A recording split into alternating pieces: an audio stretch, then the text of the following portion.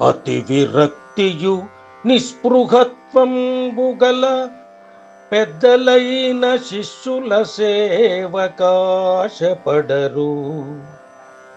శిష్యుడు పెరవారి చేతి క్రిందకి పోవ గురుడు తిట్టున తెల్ల కూటి కొరకే.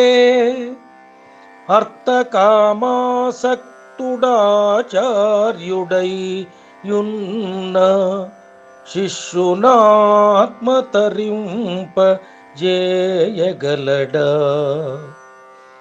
తాను సంసారాబ్ది దాట నేరకయున్న పరుల రక్షించెడు బలిమికేది.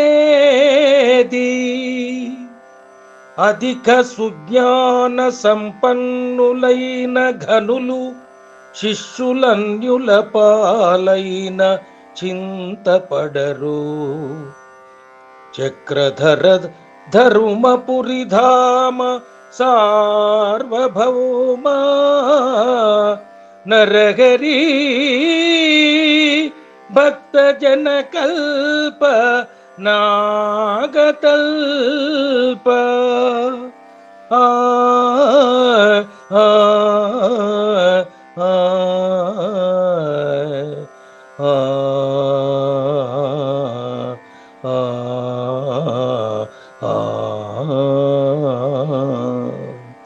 భావం: ఓ నరహరి, ఎంతో విరక్తి కలిగి నిస్పృహతో ఉన్నప్పటికీ గురువులు శిష్యుల సేవకై ఆశించరు.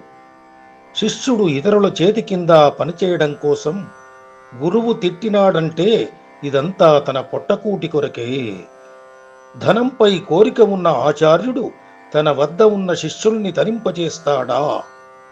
స్వయంగా తాను సంసారమనే సముద్రాన్ని దాటలేకున్నప్పుడు ఇతరులను రక్షిస్తాడా? మహాజ్ఞానము కలిగిన గొప్ప గురువులు తన వద్ద ఉన్న శిష్యులు ఏవో కారణాల వల్ల ఇతరులను ఆశ్రయించినప్పటికీ గొప్ప గురువులు ఎలాంటి బాధలకు లోనుకారు, వారు ఏమి ఆశించేవారు కారు అంటూ సమాజములో గురువుల గురించి విశదీకరిస్తాడు.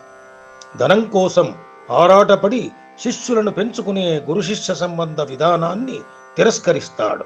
గురు శిష్యుల మధ్య జ్ఞాన సంబంధమే కాని ఏ ఇతర ధనాశలు ఉండకూడదని తెలుపుతాడు శేషప్ప.